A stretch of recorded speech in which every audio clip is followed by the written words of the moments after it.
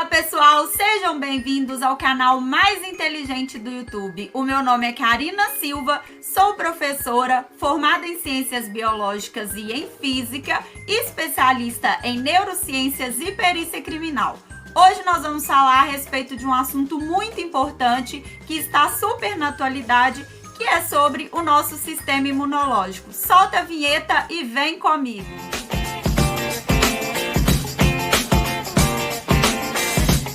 Pessoal, o sistema imunológico ou sistema de defesa do nosso corpo, ele vai atuar fazendo a defesa contra o que a gente chama de agentes patogênicos. O que são esses agentes patogênicos? São aqueles micro-organismos que provocam para o ser humano ou para o ser vivo em geral algum tipo de patologia, algum tipo de doença.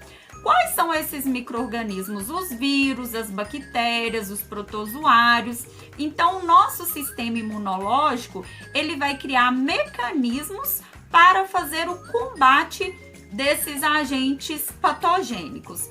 Quando a gente fala em sistema imunológico, nós não podemos deixar de ressaltar a respeito da imunidade, né? Todo mundo já ouviu falar, ou todo mundo já pesquisou na internet, ou teve uma avó que sempre falava assim: gente, se alimenta direito para ajudar no processo de imunidade, ou toma um suco de laranja, ou toma um suco de limão, que esses alimentos são ricos em algumas substâncias que auxiliam no processo de imunidade. E realmente faz sentido. Grande parte do nosso sistema imunológico é fortalecido através de uma alimentação saudável. Então, quando a gente fala em imunidade, nós estamos falando acerca desses mecanismos que são utilizados para que o ser, né, no caso um ser vivo ou ser humano, ele consiga combater todos os tipos de doença. Nós temos dois tipos de imunidade. Nós temos a imunidade que nós chamamos de inata e a imunidade que nós chamamos de adquirida. O que é cada uma delas? A imunidade inata é uma imunidade que o indivíduo já nasce com ela. Então, não tem necessidade nenhuma de colocar naquele organismo algum tipo de substância ou algum tipo de estrutura exterior, porque o indivíduo já nasceu com aquela imunidade. E o mais interessante é que a imunidade inata, ela tem 4 componentes importantes. E quais são esses componentes? O que compõe a imunidade inata, que já é essa imunidade que nós nascemos com ela? Primeiro, nós temos uma barreira, que é chamada de barreira física ou mecânica. Essa barreira vai funcionar como o primeiro contato daquele micro-organismo. Então, por exemplo, quando a gente entra em contato com algum vírus ou alguma bactéria, antes que esse vírus ou essa bactéria venha penetrar a nossa corrente sanguínea, nós temos essa barreira que é chamada de física ou mecânica. Como exemplo de barreira física ou mecânica, nós vamos ter a nossa pele, o nosso trato respiratório, todos vão atuar para barrar o agente causador da doença. Então, um exemplo prático: entramos em contato com uma bactéria que estava presente no ar, ou um vírus que estava presente no ar. Quando nós respiramos, esse vírus ou essa bactéria vai ficar ali agarrado no nosso trato respiratório. Então, nós temos algumas estruturas presentes, principalmente na cavidade nasal, que vai fazer com que aquele micro-organismo ele seja barrado para não causar nenhum tipo de dano para o ser vivo. Então, dessa forma funciona a barreira que a gente chama de física ou mecânica. A segunda barreira que nós temos é as barreiras fisiológicas. Essas barreiras são barreiras produzidas pelo nosso próprio organismo. Então, como exemplo de barreira fisiológica, nós temos a acidez do aparelho gastrointestinal. Então, a gente sabe, por exemplo, que o nosso estômago produz um ácido gástrico e esse ácido ele vai agir também como uma barreira para alguns tipos de micro-organismo. Então, nesse caso específico, se você se alimenta, por exemplo, de um alimento contaminado com algum tipo de micro-organismo patogênico, antes que esse micro-organismo passe para a sua corrente sanguínea, invada as suas células, ele vai ter que passar por essa barreira, que no caso seria o ácido, né, produzido pelo nosso estômago, ou o ácido gástrico, ou suco gástrico. Além dessa barreira fisiológica, nós vamos ter a terceira barreira, que são chamadas de barreiras celulares. Nesse caso específico, as barreiras celulares vão atuar através de processos, né? Um desses processos é o processo de fagocitose. Nesse processo, as células de defesa vão lá e englobam aquele micro-organismo. Ou seja, é como se elas estivessem comendo, entre aspas, o micro-organismo para fazer aquela eliminação, né? E até mesmo matar aquele micro-organismo. E por último, nós temos a quarta barreira, que é chamada de barreira inflamatória. Então, quando acontece algum contato com algum agente patogênico, desenvolve-se um processo inflamatório, porque aquele patógeno vai lançar algum tipo de toxina. Então, essa barreira, ela vai atuar induzindo as células fagocitárias, que são as células lá da barreira celular, que comem os micro-organismos. Então, ela vai atuar dessa forma, fazendo com que todas aquelas células migrem para o local e façam o processo de fagocitose da barreira do micro-organismo presente ali, né, através desse processo fagocitário que a barreira vai atuar. Dessa forma, nós possuímos a imunidade inata.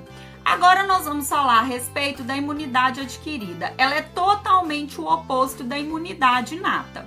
Porque para que nós possamos ativar a imunidade adquirida, é necessário que nós entramos em contato com o agente causador ou o agente infeccioso.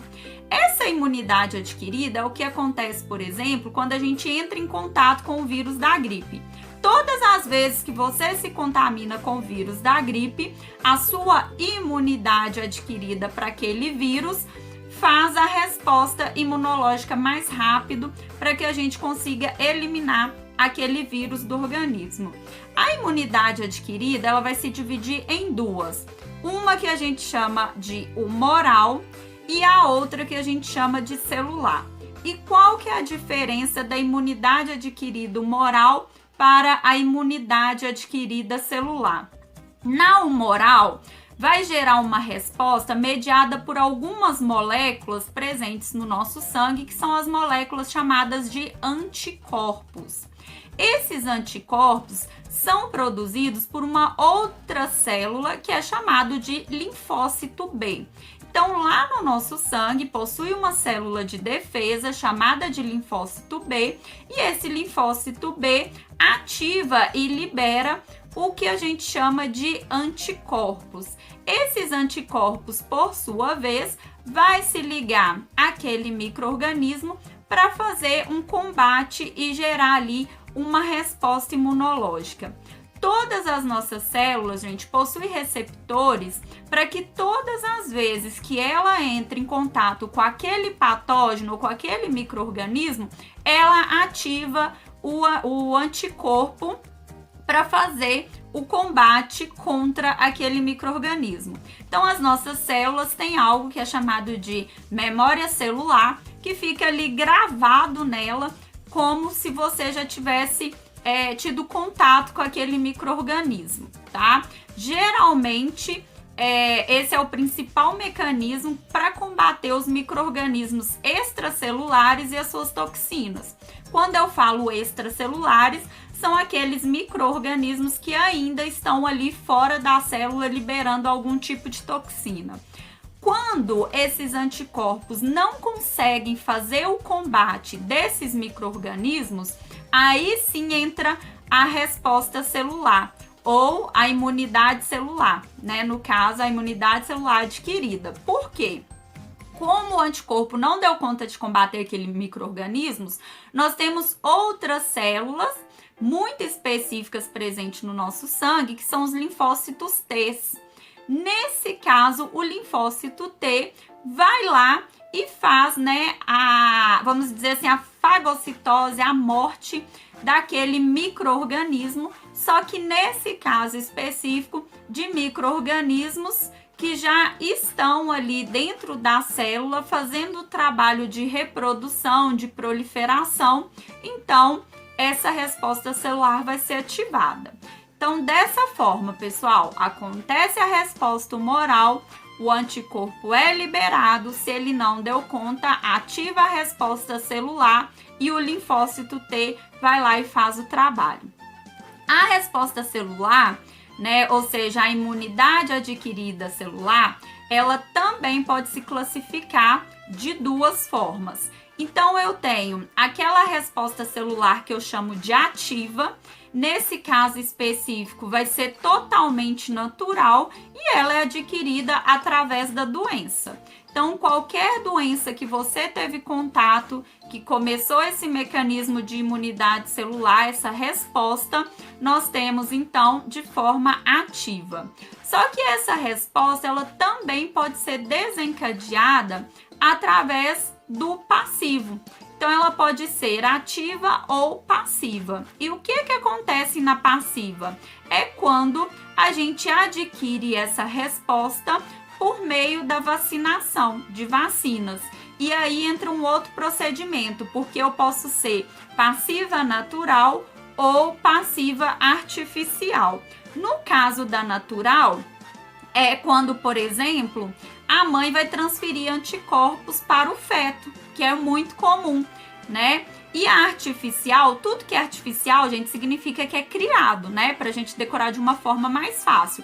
Então, no caso da resposta celular passiva artificial, nós vamos ter a passagem desses anticorpos já prontos, fabricado por alguém, né?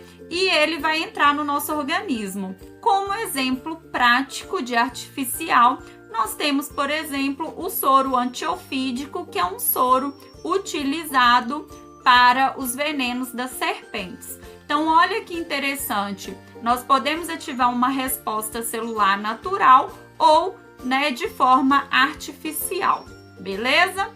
Então, quais são os órgãos principais que trabalham nesse sistema imunológico? Primeiro, nós temos dois tipos de órgão, o órgão que a gente chama de primário e os órgãos que a gente chama de secundários. Os órgãos primários são aqueles órgãos responsáveis pelo processo de linfopoese, ou seja, os órgãos que produzem aquelas células de linfócitos que eu falei, que vai atuar nas respostas imunológicas que foi falado. Então, a gente tem órgãos que participam da defesa do nosso corpo. E quais são esses órgãos? Nós temos o timo.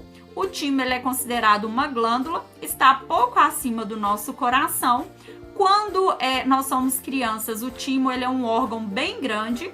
Com o passar da fase adulta, o timo ele vai diminuindo de tamanho e a função dele é a fabricação desses linfócitos. Nós temos o fígado fetal, que também vai participar do processo de linfopoese. Nas aves, olha que interessante, nós temos a bursa de Fabrícios, ou seja, as aves também produzem células de defesa contra micro-organismos patogênicos e nós temos uma estrutura muito bacana nos outros animais, que são chamados de ruminantes, que são as vacas e os bois, que é a placa de Pie-Ilho secais. Então, ela também vai trabalhar atuando na proteção daquele animal. E os nossos órgãos secundários vão ser aqueles órgãos onde acontece já o processo imunológico, né? A resposta desse processo. E quais são esses órgãos? Nós temos os linfonodos. Os linfonodos estão presentes no nosso sistema linfático. Então, nós temos linfonodos próximos da virilha, da axila, que são o que a gente chama de íngua. Então, quando o nosso organismo ele é penetrado por algum tipo de micro-organismo patogênico, esse linfonodo, ele tem como função fazer a filtragem daquele micro-organismo. Então, o micro-organismo fica preso ali naquele emaranhado de órgãos. Nós temos também o nosso baço, que vai ter como função primordial a produção também dos linfócitos T, que vai atuar na defesa do nosso organismo. E nós temos as tonsilas palatinas, que nada mais é que a gente chama de amígdalas presente lá na nossa garganta. Então, elas também vão atuar como proteção do nosso corpo. Se você gostou desse vídeo, compartilhe, curte, se inscreva no meu canal e até breve.